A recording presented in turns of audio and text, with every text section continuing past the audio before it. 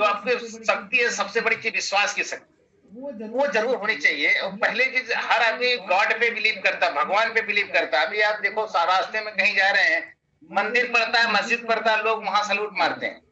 क्यों? वो जानते हैं, उनको एक विश्वास है कि कोई ना कोई है यहाँ पे, कोई ना कोई पावर है। इसी तरह एक 30-32 साल का युवक था। वो एक दिन क्या हुआ है, वो सुबह सो के उठा। जब सुबह सो के उठा वो, तो उसके सामने यमराज आ गए। ये एक घटना है, एक काल्पनिक घटना है, लेकिन इन घटनाओं से कुछ न कुछ मैसेज देने की कोशिश किया जाता है। वो जब सो के उठा तो उसके सामने देखा कि यमराज जी आ गए। अब वो सोचा कि ये क्या हो गया। यमराज से पूछा कि क्यों आप आए। उन्होंने कहा, मेरा एक ही काम है यार, मेरा एक ही काम है, मेरा रोज की लिस्ट मेरे को मिल जाती है, ये इन लोगों को उठा ले आओ, और आज मैं आपको लेने आया हूँ। उसने कहा, अभी तो मैं ये 30 साल का हूँ, अभी मेरी शादी हुई, अभी मेरे छोटा सा बच्चा है, अभी तो मैं कुछ दुनिया देखा ही नहीं, अभी मुझे ये करना, वो करना, बहुत सारी चीजें करना है। उन्होंने कहा, ये सब मुझे नहीं पता जी, मुझे जो लिस्ट मिली, मुझे जो कार्य मिला, मैं उसके हिसाब से काम करूंगा। अब उसने कहा, ये तो तय है, मृत्यु तो तय है, ये उसको मैं कुछ नहीं कर सकता। उसने कहा, ठीक है, कोई बात नहीं, मैं सुबह सो के उठता हूँ तो मेरे चाय पीने की आदत है, तो चाय पी लेते हैं, फिर आप चलना। तो वो कलाकार आदमी था, तो उसने क्या किया, उस चाय में थोड़ा सा कुछ ऐसा मिला दिया कि यमराज को नींद आ जाए। अब जब यमराज को नींद आ गई तो इसने क्या किया, वो लिस्ट उठाया, इसका उस लिस्ट में पहला नाम था, इसने वो लिस्ट में से पहला नाम काट दिया और उसको लास्ट में जोड़ दिया, बिल्कुल नीचे।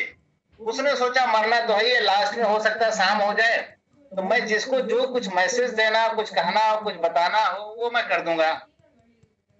कुछ देर के बाद यमराज की जब नींद खुली तो उसने कहा कि जो है, आप भाई साहब बड़े अच्छे आदमी हो, आपने मेरे को चाय पिलाया, सेवा की, मैं आपके लिए इतना कर सकता हूं कि जो आज पहले से नाम शुरू होना था, मैं पीछे से शुरू करता। अब वो तो पीछे ही नाम लिख दिया था अपना, अब इससे कुछ बोला नहीं गया। अल्टीमेटली उसकी डेथ हो गई। और जब ये ऊपर पहुंचा भगवान के पास, भगवान ने पूछा, भगवान ने एक वर्ड कहा उसको, वो बहुत अच्छी चीजें हैं, मैसेज वही है कि तू करता वही है जो तू चाहता है, तू करता वही है जो तू चाहता है, मगर होता वही है जो मैं चाहता हूं। अब क्या करना, अब तू कर वही जो मैं चाहता हूं, फिर होगा वही जो तू चाहता है। कहने का मतलब कि देखिए, बहुत सारी चीजें हम लोग करते हैं, हो सकता है हमको अच्छा लगता हो, नहीं अच्छा लगता हो, लेकिन अल्टीमेटली करना उसी ने है। वो भगवान श्री कृष्ण ने 5-6 हजार साल पहले बहुत अच्छी बात कह गए कि आपका काम है कर्म करना, नहीं उसका क्या होगा रिजल्ट वो मेरे हाथ में है। लेकिन आप जब कुछ करोगे ही नहीं तो रिजल्ट ही नहीं आएगा। आप सोचो, बैठे रहो, आपका बिजनेस होगा, कभी नहीं हो सकता। हमको काम क्या करना है, कभी कभी लगता है कि हम 10 दिन प्लान दिखाए, एक भी ज्वाइनिंग नहीं हुई, ऐसा भी होता है। लेकिन आप सोचो कि 11वें दिन कभी कभी ऐसा आपको डिस्ट्रीब्यूटर मिल जाएगा कि वो 10 के बराबर भारी हो जाएगा, क्योंकि आपको नेटवर्क मार्केटिंग एक चीज तो नॉलेज हो गया होगा, जो 4-5 महीना 6 महीना साल भर से सिस्टम में है, इसका जो वर्किंग रेशियो है ना, वो ओनली 20% है, 20% लोग। यानी कि आपके टीम में अगर 100 लोग हैं तो उसमें मैक्सिमम 20 से 25 लोग ही वर्किंग में रहेंगे, एक्टिव मेंबर रहेंगे, बाकी तो कोई परचेजिंग कर रहा है, कोई नहीं कर रहा है। अब हमको वो 20 लोगों को ढूंढना है 100 में से, वो तब 20 लोग मिलेंगे जब आप 100 तक जाओगे। इसलिए हमारा काम है सर, दुनिया में एक ही चीज है, कुछ चीजें छोड़ के आपको एक लगन बना लेनी, एक लक्ष्य बना लेना, एक टारगेट रख के उस पे आगे बढ़ते रहो, उस सिस्टम के साथ, और ईश्वर पे विश्वास रख के, क्योंकि गॉड ही सब कुछ है। आप मान के चलो, उसमें विश्वास करने से एक चीज आपको अंदर से पावर आती है, एनर्जी आती है। आप जब भी कभी मंदिर में जाते हो तो आपको लगता है कि मेरे साथ कोई है। आप कुछ भी उनके नाम से, कोई कुछ पहनता है, चाहे माला पहनता है, कुछ भी पहनता है उनके साथ में, तो आपके अंदर से एनर्जी आती है, भगवान मेरे साथ है, अल्लाह मेरे साथ है, ईश्वर मेरे साथ है।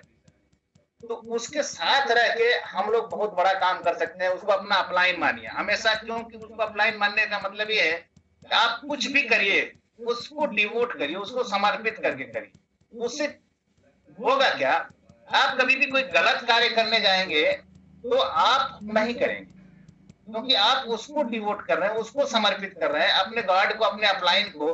तो वो चीजें यहाँ पे फायदा होता है और आपको एक इंटरनल एनर्जी मिलती है। और सर आप एक बहुत खूबसूरत बिजनेस में आ गए हैं और दुनिया का इससे खूबसूरत बिजनेस शायद नहीं होगा। मैं दिल्ली से हूँ, अतरचंद दिल्ली से, और मैं यहाँ ministry of urban development ministry में हूँ। अभी मार्च का थोड़ा सा इशू था तो मैं बीच में नहीं आ रहा था। और हमने देखा बड़े बड़े ऑफिसर्स को दिल्ली में, चाहे सेंट्रल गवर्नमेंट में, दिल्ली गवर्नमेंट है, यूपी गवर्नमेंट में, सर लोगों के पास पैसे तो हैं लेकिन सुकून नहीं है। पैसे अथाह हैं बहुत सारे लोगों के पास, लेकिन उनको जो इंटरनल पीस है ना, ये आंतरिक शांति, वो चीज नहीं मिल सकती। वो तब मिल सकती है जब आपको फिजिकल एंड मेंटल फ्रीडम मिलेगी। मेंटल फ्रीडम यहीं से मिलेगी। और वॉरेन बफेट का एक प्रिंसिपल बहुत गजब का है कि आप कभी भी सिंगल रन पे मत टिके, सिंगल वे पे मत टिके। आप एक ही इनकम सोर्स पे कभी भी ना रहिए। अभी जैसे कि कोरोना पीरियड गया, अभी चल भी रहा है, तो ये चीज एक ने सिखा दिया। जितने लोग मैक्सिमम प्राइवेट में रहे हैं उन लोगों को एक चीज समझ में आ गया कि साइड में हमारे पास कोई ना कोई ऑप्शन, अल्टरनेट ऑप्शन होना चाहिए, और इससे बेटर कुछ भी नहीं हो सकता है। लेकिन इसको साइड बिजनेस मत मानिए, इसको घंटा करिए, 2 घंटा करिए, दिल से करिए, इज्जत से करिए, इसको इसकी तरह करिए। बिजनेस को बिजनेस की तरह नहीं करेंगे तो नहीं होगा। तो ये बहुत अच्छे प्लेटफॉर्म पे हम लोग हैं और इसको मैं सबके लिए शुभकामना देता हूं। सभी का बिजनेस आगे बढ़े, नए फाइनेंशियल ईयर स्टार्ट हो गया है। मैं इसी के साथ इनवाइट कर रहा हूं गजेंद्र यादव जी को। जी सर, गजेंद्र जी।